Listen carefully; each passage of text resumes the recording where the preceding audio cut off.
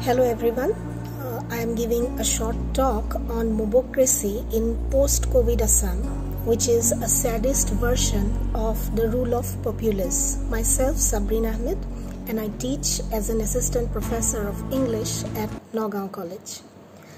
In a post-COVID and digitized age where ecology is declining and social evils are increasing, the innate barbarian tendencies of human behavior are at a rise, and mob lynching is one of them.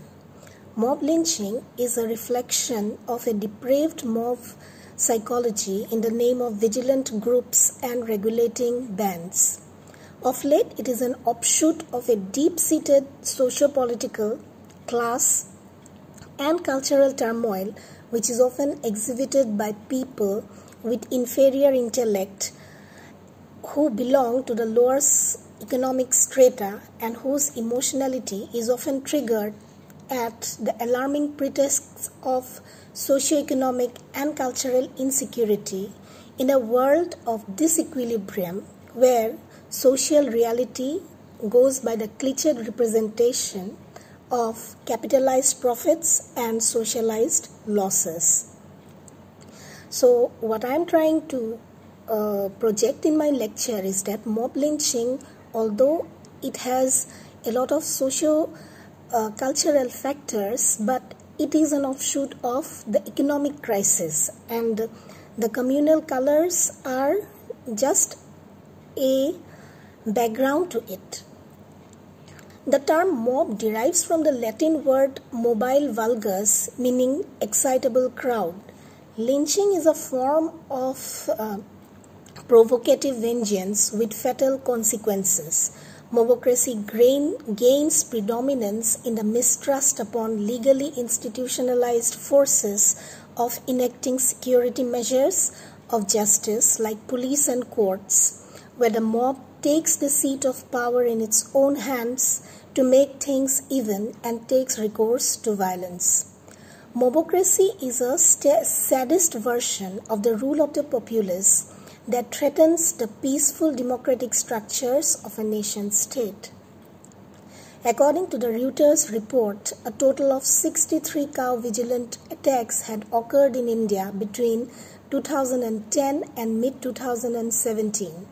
In these attacks between 2010 and 17, 28 Indians, out of whom 24 were Muslims, were killed and 124 injured. This is stated by the Reuters report. After the infamous Pehlu Khan lynching case in 2017, the Rajasthan Assembly had passed an anti-lynching bill. This case of killing of Pehlu Khan was done by a mob of self-styled Gaurakshaks who were eventually acquitted. Mob unrest and protest are often politically charged with anti-establishment agenda in favor of the populace. For example, the recent unrest in America over the killing of George Floyd that has both conservative as well as liberal interpretations. However, there needs to be a conceptual clarity between mob unrest, mob protest, and mob lynching. The current cases of mob lynching in Assam don't have a liberal populist agenda. In the first incident, Sanatan Deka, a middle-aged vegetable vendor who was beaten to death by 5 people after his bicycle had hit a two-wheeler in Kamrup district on 24 October 2020. The second incident occurred at Gabru Parbat area near Morioni in Jorhat district on Friday evening on 29th May 2020 when the two friends Debasis Gogoi and Aditya Das from Naukosari, a small township, were brutally beaten up by a mob of hundreds of people who were tea garden workers, leaving them grievously injured as they were returning home. One of them later succumbed to injuries at Jorhat Medical College Hospital. So everybody has seen all this news in TV in recent times. Meanwhile, the police confirmed the arrest of the 4 people. They said a case has been registered and their investigation was on. This is the second heinous incident of mob lynching in Assam after the death of Sanatan Deka on the eve of Ramzan Eid. Again, a suspected Bangladeshi cattle smuggler was lynched in Karimganj district of Assam on 2nd June while his accomplice was arrested.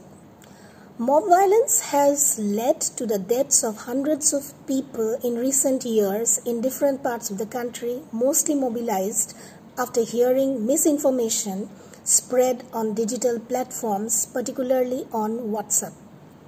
In June 2019, Tabrez Ansari was killed by a mob of more than 10 people in Jharkhand after being accused of stealing a motorcycle and was forced to chant Hindu slogans such as Jai Shri Ram and Jai Hanuman.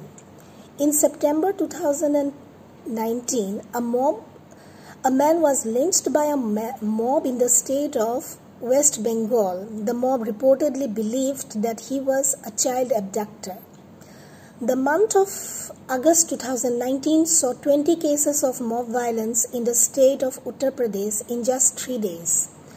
Though mob lynching has often been recorded as a crime against the Muslims, but recent developments show a different trend. On 16th April 2020, a vigilant mob lynched 2 Hindu ascetics and their driver in Gadchinde village in the Palghar district of Maharashtra. In the highly trolled Palghar case of mob lynching, till now 156 have been found to be arrested, but none of them are found to be, thankfully, from the Islamic community. The recent cases of lynching in post-COVID Assam are a reflection of class-based attack and a boomerang of the already traumatized public in the times of Corona. 2 years back, on 8 June 2018, the rotten state of affairs in a digitized Assam was gripped with fear of psychosis following in the mob killing of 2 youths, Abhijit and Nilotpal, by locals at a place called Dokmoka in Karbi Anglong district. On February 24th, almost 2 years after the trial began in 2018, District Judge Amiruddin Ahmed convicted 12 of the accused for lynching the teenagers and acquitted 4 of them. 2 others, Barlong Terong and Gibson Timung, have been absconding since the incident, while other person was tried by a court of juveniles. The sentence was pronounced under 5 relevant sections of the Indian Penal Code. Currently, the state has witnessed more serial barbaric events of mob killing, which are adding to the social anxiety with the pandemic paranoia. Leader of opposition has written a letter to the governor of Assam on 3rd June 2020 to end mobocracy in Assam and has pressurized the current government to take stringent laws against the same. There are numerous studies on mob psychology that is not merely a sectionalist phenomenon but have political ramifications. Pathological studies on crowd behavior reveals alternative and liberating spaces of discourse analysis on mob violence, where mob reactions are studied as a form of suppressed releasing of anger or fear, for example, killing of a pedophile or a kidnapper or a notorious bandicoot.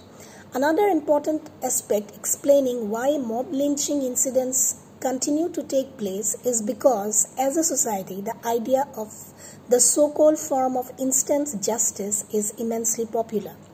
This means that society feels duty-bound to intervene in matters without even understanding the issue, as rightly pointed out by psychologist and Supreme Court advocate Anuja Teran Kapoor.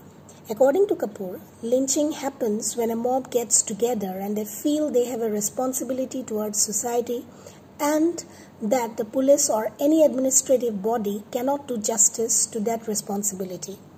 However, taking the law into one's own hands as a vindictive action of wild justice can never be the solution to any rising social issue. The need of the hour is to have social resilience and an anti-lynching bill for the state of Assam to check the growing menace of mobocracy in post-COVID Assam. Thank you.